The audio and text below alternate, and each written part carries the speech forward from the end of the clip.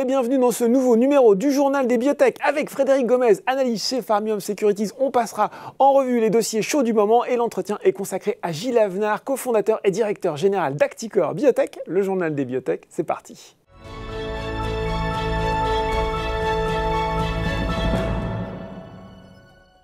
Et il est de retour en plateau pour notre point d'actualité. J'ai le plaisir d'accueillir aujourd'hui Frédéric Gomez, analyste biotech chez Pharmium Securities. Bonjour Frédéric. Bonjour Laurent. Bon, alors, nouvel épisode, incroyable. On va commencer ce point d'actu par là, forcément, du feuilleton Valneva. On était resté sur ce cliffhanger, on pourrait dire, comme dans toutes les bonnes séries, avec le gouvernement britannique qui enlève sa commande de vaccin. Et on s'était dit à l'époque, peut-être que ce vaccin, finalement, les résultats sont un peu meilleur ou équivalent au vaccin AstraZeneca. Le gouvernement britannique l'a su et on était dans les supputations. Il y avait beaucoup de scepticisme, en fait, d'incompréhension sur la décision. Voilà. Alors c'est vrai que c'est une saga qui nous tient en haleine depuis plusieurs mois, donc c'est haletant, c'est intéressant. Et c'est vrai que cette news de début septembre a un peu refroidi les ardeurs. Et là, visiblement, il y a quand même eu un dénouement positif. Donc des résultats qui sont bons, qui sont très bons. Les résultats sont bons. Donc on l'avait un peu évoqué début septembre sur le titre et le fait que l'étude durait 28 jours, non pas 21 par rapport à la phase 2. Et là, ça s'est confirmé parce qu'au final, on a une supériorité sur celui d'Astra quand on regarde le taux d'anticorps neutralisant. Oui. Donc tous les paramètres ont été atteints, à la fois l'efficacité et aussi un peu la safety et la séroconversion. Donc au final, on a quand même un score qui est plutôt bon, en fait. Au final, c'est un peu le blue sky scénario. C'est-à-dire que tout ce qu'on espérait, c'est effectivement produit. Ouais. Donc non, c'est positif. Alors maintenant, la société... C'est quoi la suite? Oui, c'est ça, parce que finalement, on a déjà comment ça se poursuit, et puis à qui on va le vendre, ce vaccin? Alors, il y aura deux temps. Il y a un temps réglementaire qui est obligatoire. Oui. Donc, la soumission a déjà commencé en Angleterre. Là, la prochaine étape, c'est de continuer à apporter les éléments cliniques au dossier, et la société espère une décision à la fin de l'année en Angleterre. Et parallèlement à l'Angleterre, il y a forcément l'EMA, qui est le gros dossier qui attend la société. Alors là, la soumission, ils vont devoir attendre un petit peu. Ils ont dit qu'ils y travaillaient, mais visiblement, l'EMA leur a demandé les datas d'études de phase 3 sur 300 patients qui est en cours en Nouvelle-Zélande sur les patients les plus âgés. Et une fois qu'ils auront ces datas-là, ça viendra compléter le package actuel et ils pourront soumettre. Donc ça, c'est le temps réglementaire. Par contre, il y a un temps commercial qui est le temps qui intéresse le plus les investisseurs, surtout après l'épisode anglais. Et là, en fait, il faut le décorréler un peu du temps réglementaire, puisque ce qui a été dit hier au cours du call, c'est qu'ils continuent à discuter avec la Commission européenne pour un contrat potentiel. Et Dieu sait que ça prend du temps. Et ça prend du temps.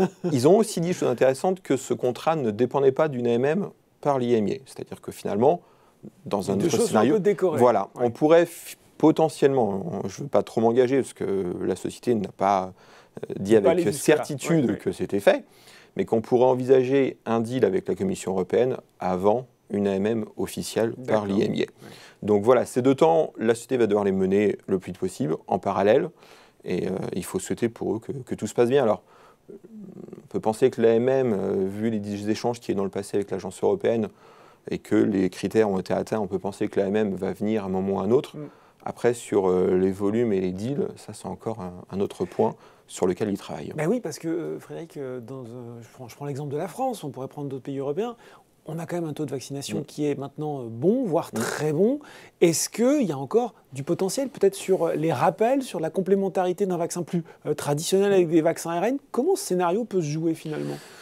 Alors c'est vrai que la pandémie a tendance à s'essouffler. Alors, on ne peut pas savoir ce qui va se passer dans les prochains trimestres avec l'émergence de nouveaux variants ou autres. Est-ce qu'il y a des questions qui se posent sur la durée de l'effet des vaccins ARN messagers sur les personnes les plus fragiles, les plus sensibles? Donc, il y a encore beaucoup d'incertitudes sur cette thématique-là. Néanmoins, est-ce qu'il y a de la place? Alors, le gâteau sera peut-être moins gros qu'il y a un an. Après, une des possibilités, parce qu'on le voit notamment dans la variole, on voit que les États constituent des stocks de prévention. Est-ce que ça ne pourrait pas être une porte pour Valneva de dire on va essayer de chasser ces genres de contrats? Et est-ce que certains États ne vont pas être tentés de constituer des stocks au cas où il y aura une résurgence dans quelques mois? Donc maintenant, c'est vrai qu'il y a toujours cette question maintenant du potentiel commercial par rapport à tous les autres. Néanmoins, on peut quand même saluer que le vaccin est sorti. On a vu les expériences de Sanofi ou de CureVac où là, on n'est pas allé jusqu'au bout. Donc il faut quand même saluer ça. Maintenant, à eux de bien travailler sur le plan commercial. Un vaccin qui sort et qui est efficace, avec un rebond du cours assez incroyable hier. Mais qui était logique et au final mérité. Enfin, 35%, c'est pas... Exactement. Autre biotech qui s'est illustrée, Abionyx, avec là aussi un rebond, c'est peut-être plus passé sous le radar parce qu'elle est moins connue. Il va falloir revenir un peu sur qui est Abionyx et pourquoi ça a monté récemment, Frédéric. Alors, Abionyx, c'est une biotech assez ancienne au final, côté sur Euronext, qui a connu, comme malheureusement certaines sociétés, un parcours un peu chaotique. C'est vrai qu'on est un peu dans une traversée du désert depuis 4 ans. Qu'est-ce qu'ils font Abionyx déjà Alors, ils travaillaient sur le métabolisme lipidique. Donc en fait, ils ont une molécule qui s'appelle le CR01, qui est un mélange en fait de HDL. Donc c'est vraiment le métabolisme du cholestérol, de HDL, d'apolipoprotéine A et de phospholipides. Et l'objectif, en fait, ils avaient développé cette molécule pour traiter les patients qui avaient des plaques d'athérome, pour réduire les plaques d'athérome. Donc en fait, ce sont les dépôts sur la surface des vaisseaux. Et ils avaient notamment mené un programme clinique chez les patients avec des problèmes cardiaques, en fait, un syndrome des coronaires, donc qui sont les artères qui perfusent le cœur. Malheureusement, patatras en mars 2017. L'étude est négative, il n'y a pas d'efficacité. Et là, on a vu le cours de bourse qui a littéralement explosé. Et donc, la société est entrée un peu dans une phase compliquée parce qu'il fallait se réinventer. Donc, elles ont cherché des nouvelles applications avec cette même molécule, parce qu'elles l'ont toujours. Et elles se sont penchées sur des maladies un peu orphelines, où on avait justement des dépôts lipidiques. Alors au début, ils ont ciblé une maladie rénale, en fait, qui est une maladie génétique où il y a un déficit enzymatique qui entraîne en fait une accumulation de dépôts lipidiques dans certains organes bien particuliers, notamment le rein, et les yeux au niveau de la cornée. Et ils ont traité une personne en compassionnel et ils se sont rendus compte en fait que les résultats étaient très bons quand on administrait le produit et qu'il y avait donc une amélioration de la vision, parce qu'en fait il y a des dépôts à la surface de la cornée qui font que les gens perdent de la vision. Et donc ça leur a donné des idées. Et là, ils ont annoncé il y a quelques jours de cela un mouvement plus marqué encore vers l'ophtalmo. C'est ce qui a fait rebondir le cours. C'est ce qui a fait rebondir le cours, puisqu'ils avaient ciblé un peu la néphro et maintenant ils sont partis sur l'ophtalmo. Et surtout, ce qui est intéressant, c'est qu'au-delà des datas précliniques qu'ils ont annoncé dans l'uvéite, ils ont annoncé un projet de rapprochement avec une CRO. Et ça fait un peu de sens parce que la CRO a des revenus récurrents. C'est une CRO qui est spécialisée en ophtalmo. On donne son nom, Iris Pharma. C'est Iris Pharma qui est basée à Nice, à côté de Nice, donc qui fait à la fois du préclinique et de la clinique, mais uniquement en ophtalmo. Et il y a très peu de CRO spécialisés au niveau mondial. Il y a Aura Clinical aux US et puis il y a Iris en Europe. Et on peut penser que si Iris, qui a fait la manip préclinique d'ailleurs d'Abionyx, et quand ils ont dû voir les résultats les uns les autres, ils ont dû être convaincus qu'il y avait un potentiel. Donc c'est sans doute comme ça qu'ont dû démarrer un peu les discussions de rapprochement. Mais ce que je trouve intéressant, c'est que quand une situation est un peu bloquée ou pas simple, il faut quand même saluer quand un entrepreneur essaie de prendre l'initiative pour transformer son business model. Se réinventer. Et se réinventer. Aussi, Et c'est vrai que là, on retomberait un peu dans un business model qui se rapproche de celui d'Oncodesign, c'est-à-dire avec une partie CRO de revenus récurrents, et puis à côté un petit pipeline avec quelques molécules. C'est ce que tente de faire Abionyx. Alors après, la grosse question, c'est qu'on attend d'en savoir un peu plus sur les termes du deal, parce qu'il y aura sans doute des échanges d'actions, émission de nouvelles actions, il y aura peut-être une composante cash. Mais la position cash d'Abionyx n'est pas non plus délirante, donc on peut pas. Il y aura quand même des développements cliniques à faire, donc il y aura forcément un refinancement qui va devoir se produire. Mais en attendant, il y a vraiment un changement de cap, un changement d'orientation, et ça c'est à saluer et à voir ce que ça va donner dans les prochains mois. Les datas précliniques sur l'uvite semblent être encourageantes. À voir maintenant les prochaines étapes de création de valeur. Mais en tout cas, c'est intéressant de voir ce mouvement. Et ce repositionnement qui montre qu'on peut toujours réécrire l'histoire à un moment. Une biotech aussi dont l'histoire a pas mal évolué, Sensorion, puisque on valorise maintenant essentiellement le côté thérapie génique dans Sensorion, mais c'est oublié un petit peu vite peut-être leur actif le plus avancé, Sens 401, qui est dans la perte brutale de l'audition, avec des résultats qu'on attend bientôt. Très prochainement. Oui. Alors, historiquement, c'est le produit, c'est l'actif de Sensorion. Et après, c'est vrai que Sensorion s'est rendu compte que la thérapie génique pouvait aussi avoir un intérêt dans toutes les pathos de l'oreille. Donc là encore, on a une diversification en approvisionnement du pipeline. Et c'est vrai que la thérapie génique, il y a eu un peu mal de buzz en fait sur la thérapie génique. Donc c'était assez intelligent de la part de Sensorion de. Il y avait de la hype, comme diraient les jeunes. Il y avait du buzz. Donc ils se sont dit, on va suivre un peu le mouvement. Donc ils ont signé un deal avec l'Institut Pasteur, qui est un beau deal. Maintenant, les produits restent quand même encore à un stade très précoce. Et pour le moment, la valorisation, en tout cas dans les prochains trimestres, cet actif-là, le 400, est quand même encore clé. Donc il ne faut pas l'oublier celui-là, même si sur le papier, il est peut-être un peu moins sexy que la thérapie génique pour les investisseurs. Et oui, on attend donc des résultats de phase 2 avant la fin de l'année. Donc, comme vous l'avez mentionné, c'est dans la perte brutale de l'audition. Donc, le recrutement devrait s'achever dans les prochains jours. Alors, ils ont fait un amendement au protocole parce qu'initialement, ils devaient recruter beaucoup plus de patients. Ils ont modifié le... Voilà. Ils ont modifié le protocole, ce qui a abouti en fait à une baisse du nombre de patients. Alors, peut-être qu'ils avaient un peu de mal au début à trouver le patient, indépendamment du Covid, puisqu'en fait, comme il y a une perte brutale, il faut traiter ces patients-là dans les 3 jours après la perte brutale. Et c'est vrai qu'il faut les identifier, il faut aller les chercher, et c'est pas simple. Donc là, on est revenu à une taille d'échantillon qui est peut-être plus simple à gérer, puisqu'ils en ont besoin de 111. Le recrutement va vite se finir, et comme c'est un traitement qui dure 28 jours uniquement, et qu'on évalue l'efficacité à 28 jours, dans l'absolu, une fois que le dernier patient a été traité, on a les datas très vite, relativement rapidement. Donc si on part du principe que le dernier patient, c'est avant fin octobre, le temps de cleaner la database, de collecter les infos, on peut penser qu'au mois de décembre, on aura les datas. Reste à savoir si ce sera un beau cadeau de Noël ou pas. Allez, on espère pour eux, il faut souhaiter pour eux que ce soit positif et qu'ensuite on parte sur un temps de préparation à la phase 3 puisque l'objectif c'est d'aller en phase 3 avec ce produit-là. D'autres choses qu'on se note éventuellement au calendrier pour les investisseurs d'ici la fin de l'année, Frédéric ? Alors on va toujours suivre une histoire qu'on aime bien, c'est un peu comme Valneva, c'est la saga des BV, puisque on devrait avoir une opinion, alors, elle est possible, l'opinion est possible de l'IMI avant la fin de l'année. Donc ça veut dire pas sûr, c'est possible, c'est pas sûr. C'est pas sûr. Alors pour le moment, la société a, alors, le processus il est normé en Europe, on a ce qu'on appelle le D120, le D180, puis après l'opinion. Le D180, ils ont eu les questions du D180 en juillet.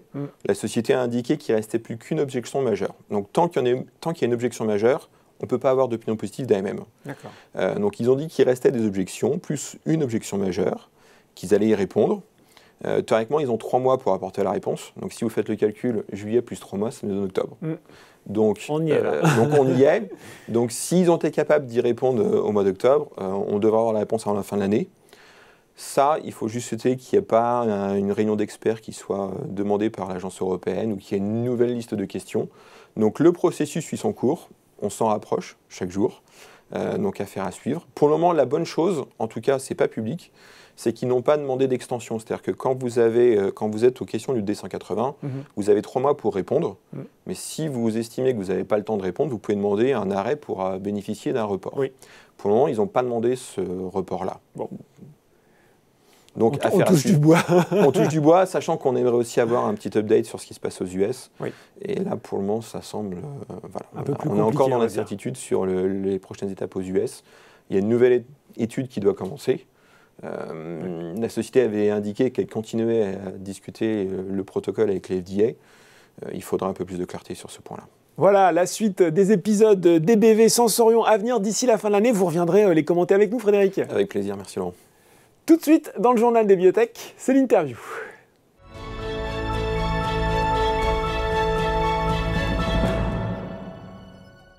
Et je reçois pour l'interview sur le journal des biotech Gilles Avenard, cofondateur et directeur général d'Acticor Biotech. Bonjour Gilles. Bonjour. Alors bien sûr, on va parler d'Acticor Biotech qui s'introduit actuellement sur le marché. Mais avant, il faut dire un mot de votre parcours, Gilles. Pour les investisseurs qui ne vous connaîtraient pas, vous êtes docteur en médecine et on peut dire que vous avez une solide expérience dans le secteur puisque vous êtes aussi le cofondateur de BioAlliance Pharma que les investisseurs connaissent aujourd'hui sous le nom d'Onxeo. Allez, CV Express, votre parcours, Gilles Avenard. Merci. Je suis effectivement médecin, je suis hématologue. J'ai passé en gros la moitié de ma carrière dans l'industrie pharmaceutique où j'ai eu la chance de faire beaucoup de métiers, de la recherche jusqu'à la mise sur le marché des médicaments, ce qui est quand même aujourd'hui un peu plus rare. Voilà.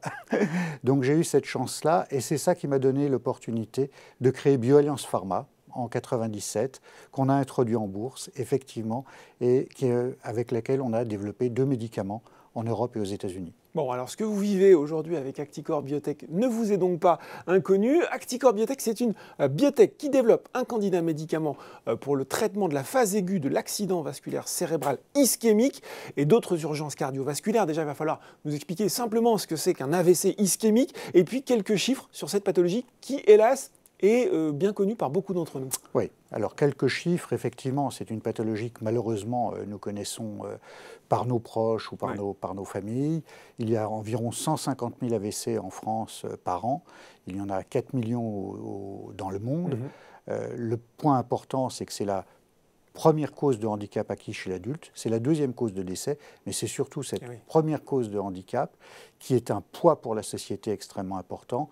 Les patients ressortent d'un AVC. Il peut avoir des séquelles plus ou moins graves, parfois très handicapantes. Exactement, très une aphasie, une hémiplégie, la nécessité d'avoir des aidants à la maison, de ne pas reprendre son travail. Donc c'est une pathologie extrêmement lourde pour la société. Est-ce que c'est une pathologie qui progresse aujourd'hui, Gilles ? Alors l'incidence, curieusement, augmente, essentiellement du fait du vieillissement de la société. Même si le risque cardiovasculaire est aujourd'hui mieux maîtrisé, la fréquence augmente. Bon, alors avant, c'était le risque cardiovasculaire, maintenant c'est plus l'AVC. Quand je vous écoute, seconde cause mondiale de décès, on l'a évoqué. Quel est finalement le type de traitement actuel ? J'imagine qu'on doit avoir quand même des choses assez éprouvées.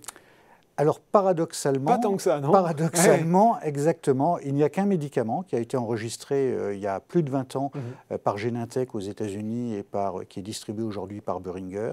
C'est un médicament qui dissout le caillot, mais ce médicament a une limitation, c'est qu'il ne peut pas être donné au-delà de 4h30. D'accord. Parce qu'au-delà de 4h30, il y a un risque de ce que l'on appelle une transformation hémorragique, c'est-à-dire que l'artère qui est bouchée, finalement, va s'ouvrir dans le cerveau et provoquer une hémorragie cérébrale.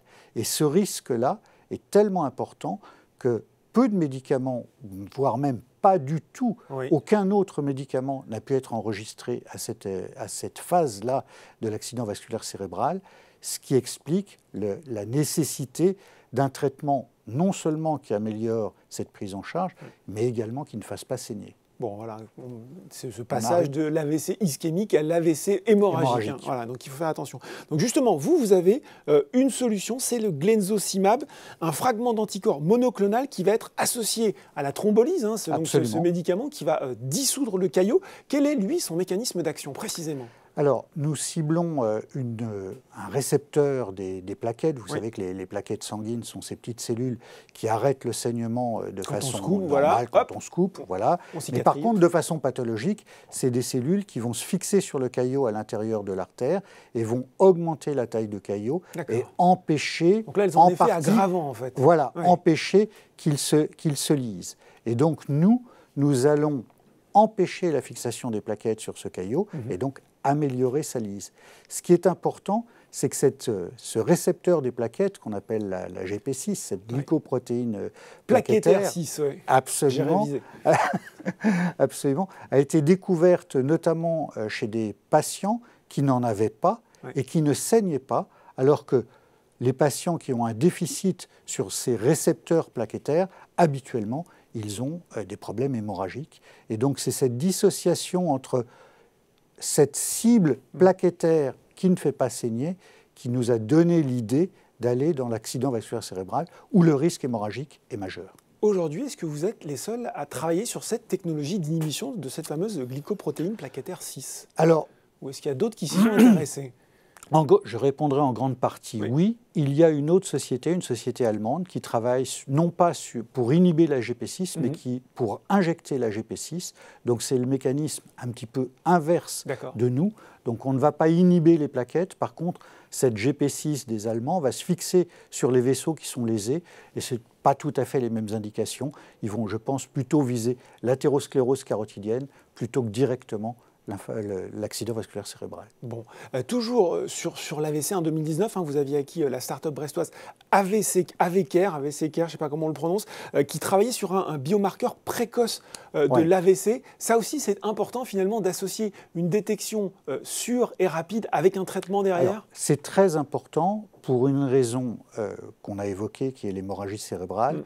C'est-à-dire qu'avant tout traitement de l'accident vasculaire cérébral, les patients nécessitent une imagerie. Donc une IRM ou un scanner, ce qui impose de les transporter d'urgence dans un service spécialisé. Et si on pouvait avoir un biomarqueur à la phase très précoce, c'est-à-dire dès l'ambulance, comme on fait dans l'infarctus du myocarde. Dans l'infarctus du myocarde, n'importe qui peut faire aujourd'hui un électrocardiogramme et diagnostiquer un infarctus. Dans l'AVC, on a besoin de cette imagerie. Et si on avait un biomarqueur qu'on puisse faire très précocement, on pourrait commencer le traitement plus tôt. Et donc c'est ça qui nous intéresse. Alors c'est une signature biologique, c'est un test génétique qui est aujourd'hui très, très précoce. Donc nous allons le développer et c'est effectivement important pour nous parce que notre traitement pourrait à ce moment-là être donné beaucoup plus tôt, voire même en préhospitalier. Bon alors, Glenzocimab dans l'AVC, c'est très clair, vous l'avez très bien expliqué. Il y a d'autres indications, urgence cardiovasculaire, vous l'avez dit, vous allez nous les expliquer. Et puis, il y a le Covid-19. Et là, moi, je me dis, parce que je n'ai pas votre expérience dans le domaine, quel rapport entre le Covid-19 et les urgences cardiovasculaires? Ah, ça c'est une bonne question. Ouais. C'est une idée qui nous est venue en mars 2020. Chacun d'entre nous regardait cette épidémie nouvelle, cette pathologie nouvelle, et deux choses nous ont frappés. D'une part, la fibrose pulmonaire, et d'autre part, la plupart de ces patients sévères avaient des problèmes thrombotiques, c'est-à-dire ils faisaient soit des accidents vasculaires cérébraux, soit des embolies pulmonaires, soit même des microthromboses dans les vaisseaux. Oui. Et donc, l'idée nous est venue que les plaquettes pouvaient être impliquées. C'est en fait une cible qui n'est pas du tout explorée aujourd'hui par la plupart des grands groupes. Et donc nous avons réuni un panel d'experts internationaux pour leur soumettre cette idée. Il n'était pas question d'y aller pour y aller. Notre indication cible, comme vous l'avez dit, c'est l'accident vasculaire cérébral. Et finalement, les experts internationaux nous ont dit que c'est une excellente idée. Effectivement, on pourrait très bien utiliser votre anticorps pour les formes sévères. Ce que je voudrais juste ajouter, c'est que nos actionnaires, là, ont été extrêmement courageux, je dirais même éthiques, en ce sens qu'ils nous ont autorisés à faire cet essai exploratoire. Donc on a fait un essai en France et au Brésil sur 60 patients dont nous attendons les résultats début 2022. Il va sans dire que si nous voulons continuer, nous aurons besoin d'être aidés soit par un État, soit par une pharma. Aujourd'hui, aucun d'entre nous ne sait ce que va devenir cette épidémie. Oui, et on en profite pour dire que côté traitement sur le Covid-19, on n'a pas encore grand-chose sur l'étagère. Les antiviraux vont arriver. Oui. Alors voilà pour le Covid-19, d'autres indications quand même. D'autres indications. On n'est pas que sur l'AVC. Alors il y a une indication qui nous intéresse énormément, qui est l'embolie pulmonaire. L'embolie pulmonaire, là encore, c'est une maladie fréquente, c'est une maladie qui est maltraitée. On traite les patients aujourd'hui uniquement avec des anticoagulants, notamment avec l'héparine. Et l'héparine empêche les récidives, mais ne dissout pas le caillot. Et notre idée, et l'altéplase dont on a parlé dans l'AVC, pourrait être utilisée, mais elle n'est pas utilisée à cause de son risque hémorragique. Et même problème que l'AVC. Ouais. Et notre idée est d'utiliser des plus faibles doses d'altéplase, plus notre anticorps, pour pouvoir dissoudre le caillot dans l'embolie pulmonaire. Bon. Donc ça, c'est une indication. Première indication. Nous avons une deuxième indication qui va être réalisée en Angleterre, financée d'ailleurs par le NHS, qui est l'infarctus du myocarde. Il y a des cardiologues anglais qui connaissent très bien notre produit et qui nous ont contactés pour traiter très précocement l'infarctus du myocarde et pour voir si on pouvait réduire les séquelles de l'infarctus grâce à notre produit. Bon, on est au complet sur les indications. Il va falloir maintenant nous expliquer comment ça se traduit tout ça en termes d'essais cliniques. Vous en êtes à quel stade de développement? Quels sont les essais les plus avancés? Et puis, quelle va être la suite finalement? D'accord. Nous avons l'AVC peut-être. On va commencer par l'étude la plus avancée. L'étude la plus avancée, c'est une étude que nous avons réalisée chez 160 patients atteints d'accident vasculaire cérébral ischémique, en plus de la thrombolyse, dans les 4h30. La moitié de ces patients également étaient thrombectomisés, c'est-à-dire qu'on pratique une intervention qui permet d'enlever le caillot dans l'artère cérébrale. Donc nous avons 50% de ces patients juste thrombolysés et l'autre moitié thrombolysés et thrombectomisés avec le glenzocimab.